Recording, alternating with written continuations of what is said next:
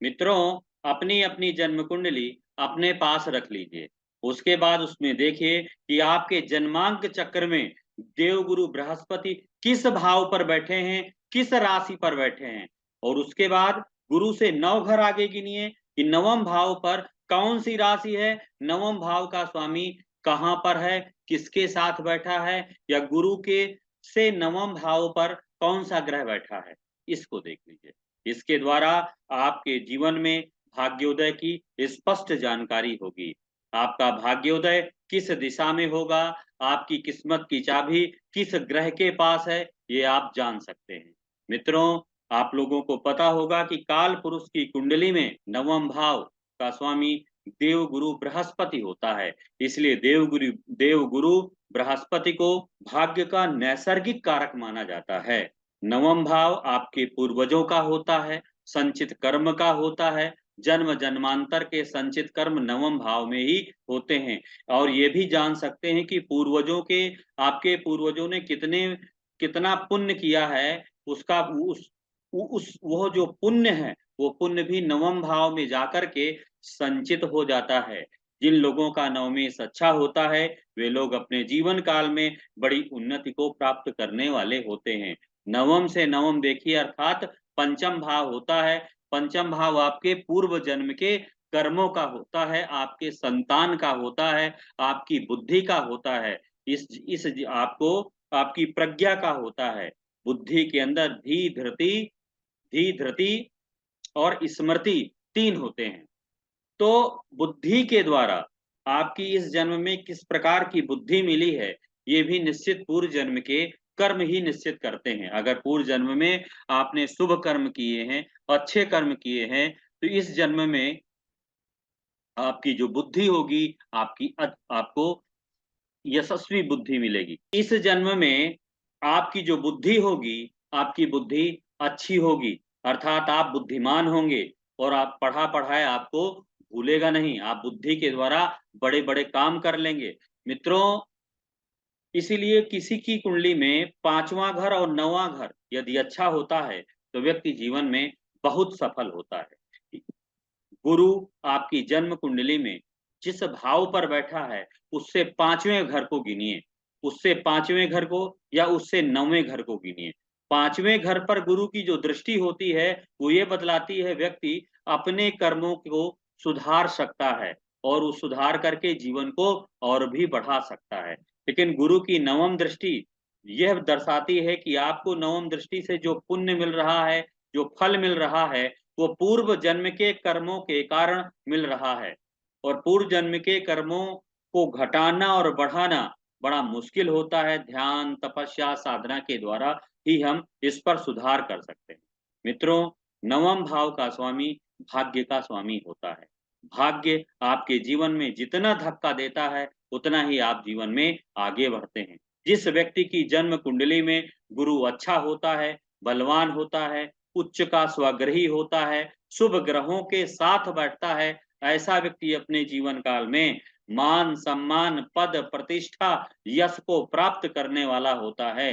जिनकी जन्म कुंडली में गुरु के साथ सूर्य मंगल बैठे होते हैं, गुरु के नवम भाव में सूर्य मंगल बैठे होते हैं, तो ऐसे व्यक्ति बड़े तेजस्वी होते हैं, शासन प्रशासन में भाग लेने वाले होते हैं। यदि आपकी जन्म कुंडली में गुरु से नवम भाव पर सूर्य मंगल हैं, तो आपको शासन प्रशासन के क्षेत्र में प्रयास करना चाहिए। गुरु के नवम भाव पर सूर्य बैठा है, तो आपको ये देखना है कि आपका कोई ऐसा पैतृक व्यवसाय जो कई वर्ष पीढ़ियों से चला आ रहा है, यदि आपके पिता कोई ऐसा काम कर रहे हैं व्यवसाय से जुड़ा हुआ, उस काम को भी आप पार्ट टाइम के रूप में भी बढ़ाएंगे, तो बहुत पैसा, बहुत मान सम्मान, यश, प्रसिद्धि मिलेगी और आपका भाग्योदय भी उसी दिशा में होगा।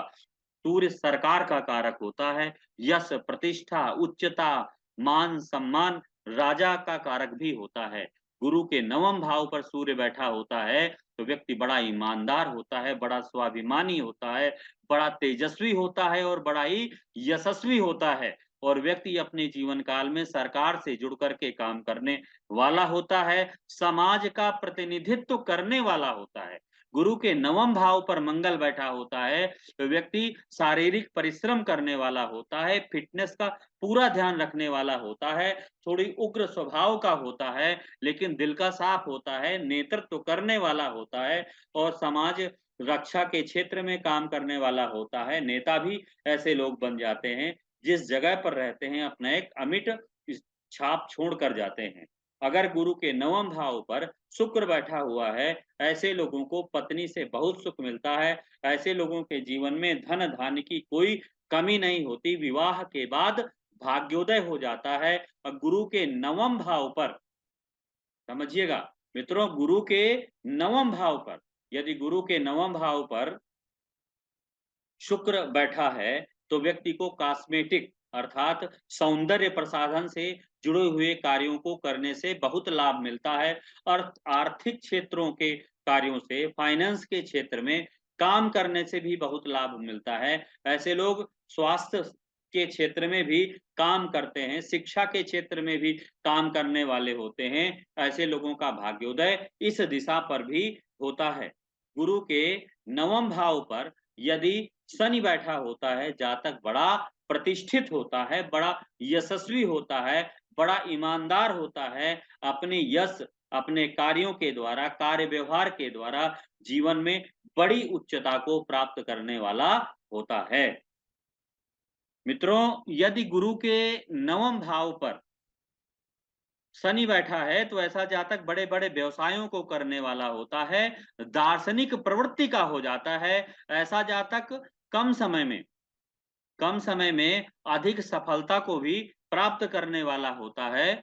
अगर गुरु के नवम भाव पर चंद्रमा आ जाता है तो जातक क्या है, जातक की बुद्धि बहुत तेज होती है, जातक के निर्णय बहुत सटीक होते हैं, जातक बुद्धि निर्णय बुद्धि के बल के द्वारा, अपने विचार शक्ति के द्वारा संसार में बड़े बड़े महान कार्य करने वाला होता है। राजनीति की नीति बनाने वाले लोगों की कुंडली में शासन प्रशासन के क्षेत्र में, शासन प्रशासन के संघीय ढांचा को तैयार करने वाले लोगों की कुंडली में गुरु के साथ चंद्रमा बैठा होता है, गज केसरी का योग होता है। ऐसे व्यक्ति बड़े यशस्वी, तेजस्वी, पूज्य होते हैं।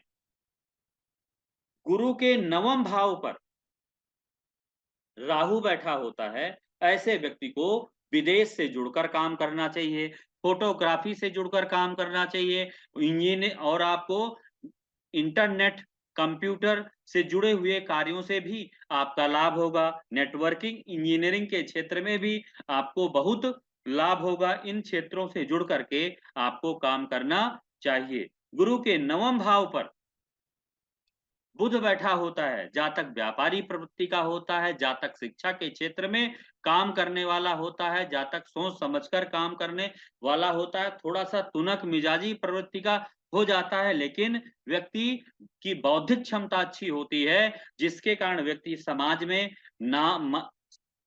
में मान-सम्मान को प्राप्त करने वाला होता है। गुरु के नवम भाव पर केतु बैठा होता है, ऐसे व्यक्ति बड़े तेजस्वी होते हैं, ऐसे व्यक्ति बड़े धार्मिक होते हैं, ऐसे व्यक्ति राजनीति के क्षेत्र में काम करने वाले होते हैं, धर्म अध्यात्म के क्षेत्र में काम करने वाले होते हैं, अपने कार्य व्यवहार के द्वारा झंडा फहराने वाले होते हैं।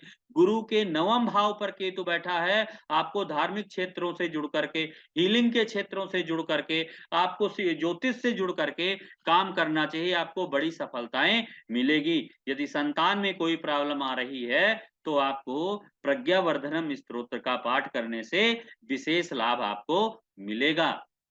इस प्रकार मित्रों, गुरु के नवम भाव पर कोई भी ग्रह बैठा है, वो जीवन को चेंज कर देता है, जीवन की दिशा को बदल देता है। नवम भाव पर बैठा हुआ ग्रह जीवन में पूर्व जन्म के पुण्यों के कारण गुरु इस जीवन में हमें मान, सम्मान, सुख, समृद्धि को देने वाले होते हैं। मित्रों, गुरु जिस भाव पर बैठता है, उस भाव की हानि करता है, जिसको देखता है, उस भाव को लाभ देता है।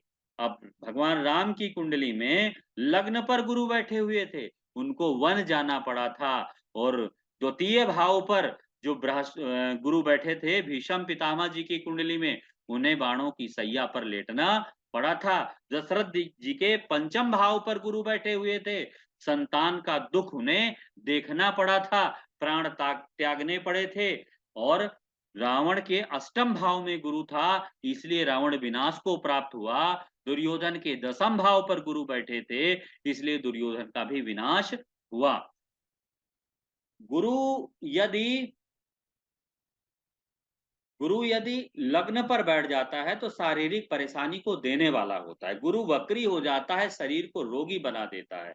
और इसीलिए इसी तरह बुध वक्री हो जाता है तो भी जातक शिक्षा को छोड़ देता है, और जातक के स्वास्थ्य और व्यापार में भी बड़ी परेशानियों का सामना जातक को करना पड़ता है। इन्हीं शब्दों के साथ आपको सभी को नमस्कार। हमारे चैनल को लाइक सब्सक्राइब अवश्य करें।